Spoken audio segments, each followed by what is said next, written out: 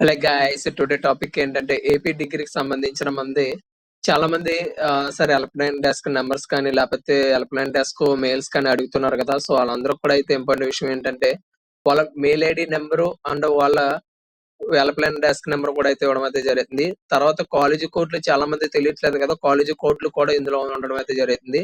District వైస్‌గా శ్రీకాకుళం నుంచి కర్నూలు దాకా మొత్తం 26 డిస్ట్రిక్ట్‌లున్నాయి. 26కి సంబంధించిన హెల్ప్‌లైన్ డెస్క్‌లు ప్రతి సిటీకి కూడా ఒక్కొక్క హెల్ప్‌లైన్ డెస్క్ అయితే ఇవ్వడం అయితే జరిగింది.